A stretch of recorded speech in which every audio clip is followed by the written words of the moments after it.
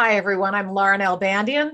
I am the coordinator for ISAR 2022, which is happening August 25th through the 29th. It's going to be held in Westminster, Colorado, which is right between Denver and Boulder. So it'll be at the Weston and Westminster, lots of W's. So you can go to isar2022.org to get all the information you need to also register. We are going to be there. It's going to be exciting. Our tagline is joining hearts and minds, which is we have every intention of doing at that time. Today, I'm with my colleague, Becca Tarnas. Welcome, Becca. Thank you so much. I appreciate you taking time. I know astrologers today are very busy folk, lots of things to do. So everyone, I'm going to tell you a little bit about Becca. If you don't know who she is, you might recognize the last name for sure. So Becca has a PhD and is a scholar, artist, and editor of Akai, the journal of, is it Asai or Akai? It's archive, actually, like archetype, archive. It is archive. Skip that R right in there. The Journal of Archetypal Cosmology. She received her doctorate from the California Institute of Integral Studies, CIIS, with her dissertation titled The Back of Beyond, the Red Books of C.G. Jung and J.R.R. Tolkien. She teaches at both Pacifica Graduate Institute and CIIS and is the author of the book Journey into the Imaginal Realm. She lives in Nevada City, California, where she has an astrological counseling practice. So you've certainly been lecturing at other conferences, but this, I think, will be your first ISAR, will it not? This will be my first ISAR. And I was realizing that it was actually 4 years ago that I came up for the idea for this talk, and I'm glad that it'll still be relevant. So I'm really excited to attend this conference. And for me, at least, it'll be the first in-person event that I've done since before the pandemic. Yeah. That leads me to my question. What do you think? Are you excited? I mean, you've already expressed a level of excitement. I mean, we haven't really seen our friends except in this sort of virtual format. Yeah. So what do you think? I'm really excited about it. And I think I'm also holding a certain level of caution as well. I will, it's a new area that we're entering into. How do we work with these dynamics? And so I'm really looking forward to being in person. And there's a number of people that I've formed beautiful relationships with in the astrological community who I have never met in person, or I've only met in person maybe once or twice. And I'm really looking forward to just that full experience of when you encounter someone that you've already developed more of an intellectual rapport with. But at the same time, I think I'm holding that pull as well of, wanting everyone to be safe and healthy and all the things that we desire of, opening back up, of course. That's the thing. Of course, we want to be careful. We want to be mindful and respectful of other people's boundaries and their concerns and so on. So that's what we intend to do. And the interesting quality of the last 2 years of engaging with the astrological community, only from a virtual reality, has in fact led to this experience of developing friendships and relationships with people only in that virtual world. And so hopefully for folks coming to ISAR, they'll be able to come together with their friends, their new friends, their virtual friends, and create even a deeper bond. It's very exciting. It really is. And I can only imagine how much work it takes on your end to put something of that scale together. So my admiration very much goes out to you and the teams you're working with. Well, I do have a team. It cannot be done alone.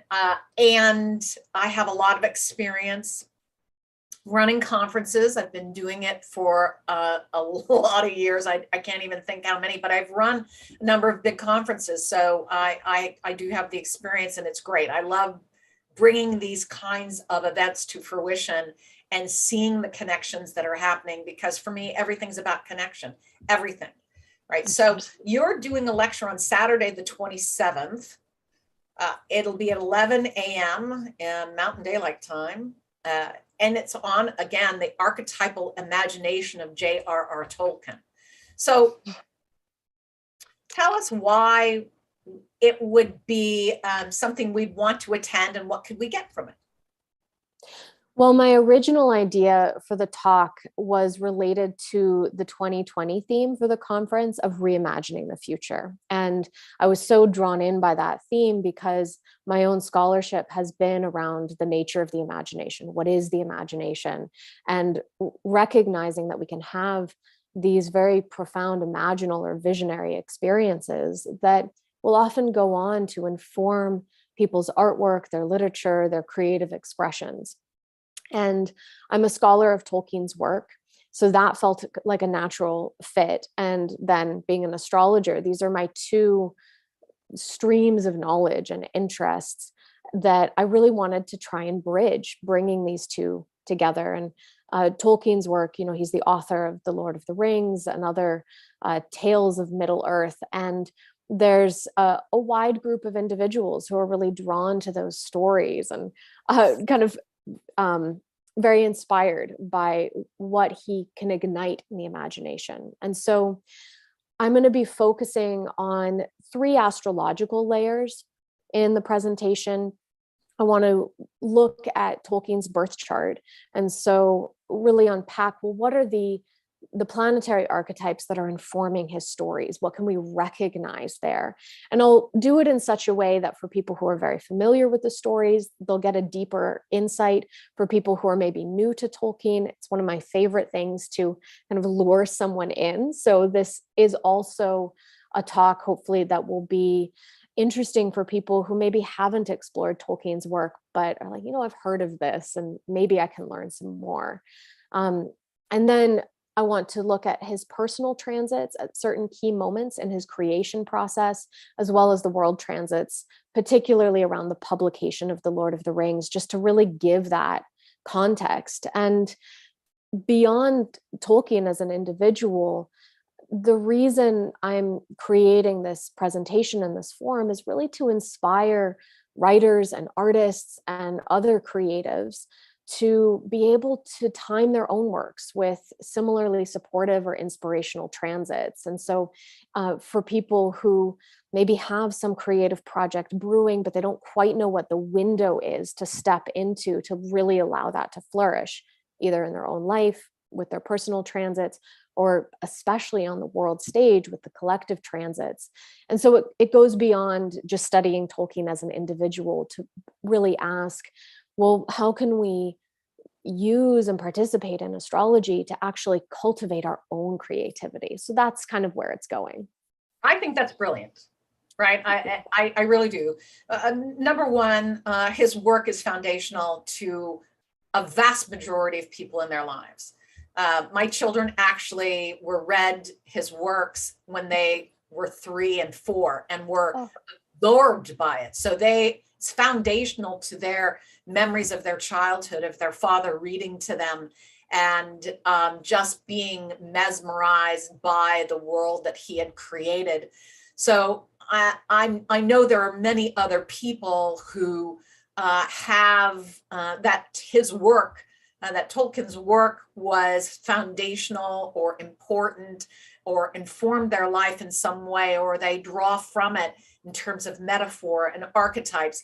But even more brilliant, and that's one piece. And then the brilliance that you brought in at the end, which is, okay, how can we then apply, by looking at the transits, his chart, and then the transits to his chart, how can we apply those archetypes and those transits, how can we apply them to our lives and our work, right? Because we're all creating something, and there's a lot of astrologers who are putting out work, right? And it may not be astrologers. They may be astrologers that are counseling clients who are writing books or manuscripts or whatever it might be. So I think that's brilliant. Excellent.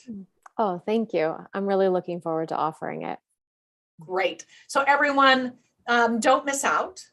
Go to isar2022.org and register for the conference and join us in August, where there is a plethora of topics for you to choose from, and 100 speakers.